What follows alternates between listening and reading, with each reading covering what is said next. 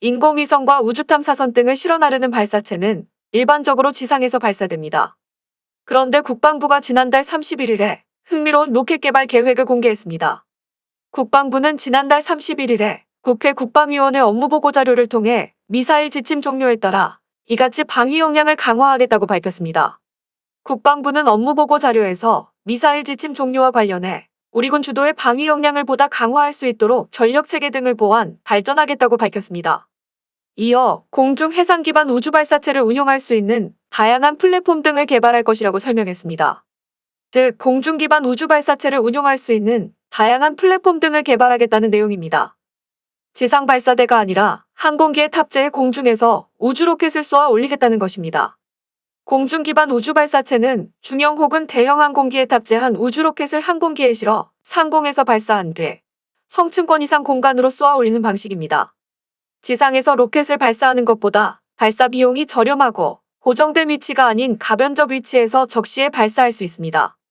국방부가 미사일이 아닌 우주 로켓이라고 표현한 만큼 일단은 소형 및 초소형 군사용 위성 등을 탑재해 공중에서 발사할 수 있는 로켓 개발에 초점을 둘 것으로 보입니다.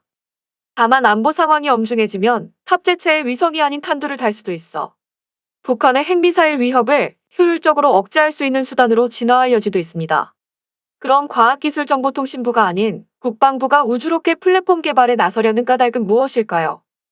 이는 북한의 핵미사일 도발 여부를 정밀 감시하고 유사시 신속히 예방적 타격을 가하거나 반격 차원의 강력한 응징을 하기 위한 다목적 카드로 풀이됩니다. 한미 미사일 지침 종료 결정과 한미 간 우주협력 강화 방침도 중요한 배경이 됐습니다. 방산업계의 한 관계자는 국방부가 공중발사 우주로켓 플랫폼을 개발하면 여기에 초소형 혹은 소형 정찰 위성 등을 탑재해 저궤도에 띄울 것으로 보인다고 내다봤습니다. 또한 중장기적으로는 해당 로켓 기술을 응용한 공중발사 탄도미사일을 개발할 가능성도 배제할 수 없다며 유사시 북한의 핵미사일 도발에 대한 억지력을 강화할 수도 있을 것이라고 전망했습니다. 공중발사 방식의 장점은 저비용과 적시성 그리고 탈지리성입니다. 우선 발사 비용이 기존 방식보다 크게 절감됩니다. 기존의 지상 발사식 우주로켓 비용은 천문학적 수준입니다. 미국의 우주기업 ULA가 간판급 우주로켓인 아틀라스 V에 인공위성 등 각종 탑재물을 실어 우주에 보낼 때 고객들에게 청구하는 1회당 발사 총 비용은 최저 1억 900만 달러부터 시작합니다. 이는 ULA가 공식적으로 밝힌 일종의 최저 기본 운임일 뿐이고 실제 1회당 발사 비용은 지난해 기준으로 평균 2억 2,500만 달러에 이르는 것으로 알려졌습니다. 반면 영국 항공우주기업 버진오빗은 공중발사 우주로켓인 런처원을 운용하고 있는데 이 로켓의 1회 발사 비용은 1,200만 달러인 것으로 전해지고 있습니다. 런처원의 발사 비용이 아틀라스 V의 평균 발사 비용 대비 약 5.3%에 불과할 정도로 저렴한 셈입니다. 1회당 발사 비용이 상대적으로 저렴하기 때문에 군으로서는 유사시 정찰과 감청 및 통신위성 등을 안보 상황에 맞춰 적시에 자주 발사할 수 있게 됩니다.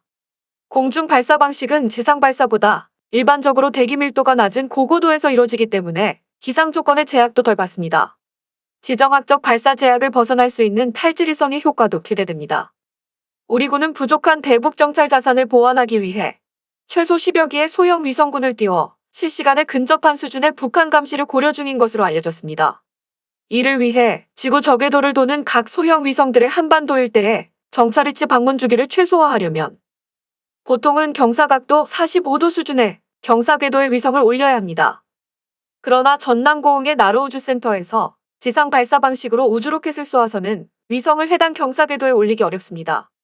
나로우주센터에서 우주로켓을 지상 발사하려면 인접한 중국과 일본의 상공을 지나는 문제를 감안해 한반도 남쪽에 제한된 방위각 범위 내에서만 쏴야 하는데 이렇게 되면 경사궤도의 위성을 진입시키기 힘들다는 게 항공우주 전문가들의 분석입니다. 공중 발사 방식은 이 같은 지정학적 제약을 덜 받는 것으로 전해지고 있습니다. 국방부는 일단 위성을 쏘아 올리기 위한 공중 발사 우주로켓 개발에 주안점을 두고 있습니다. 다만 해당 기술을 바탕으로 중장기적으로는 ALBM을 개발할 가능성도 적지 않다는 것이 전문가들의 시각입니다.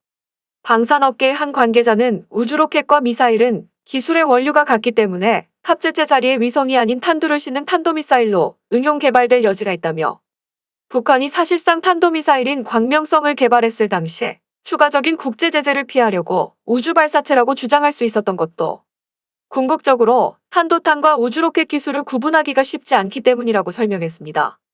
공중발사 탄도미사일은 평시에 일정한 작전 공력에서 비행하는 항공기에 탑재돼 있다가 유사시 즉각 발사될 수 있습니다. 그런 만큼 주변국들이 중대한 무력 도발 조짐을 보일 때 예방적 타격을 하는데 동원할 수 있을 것입니다.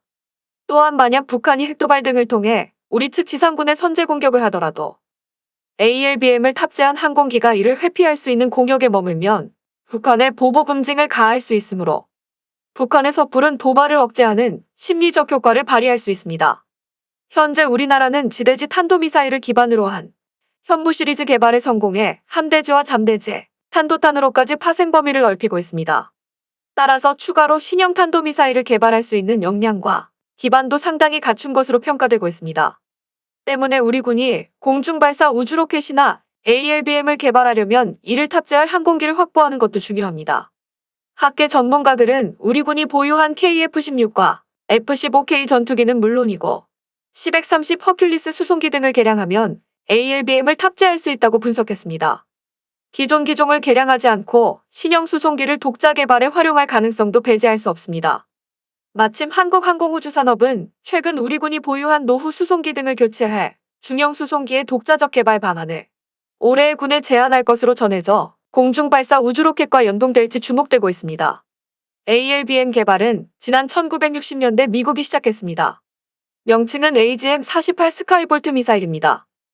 장거리 폭격기에 중거리 탄도미사일을 탑재하는 방안이었는데 기술적 한계로 개발이 중단됐습니다.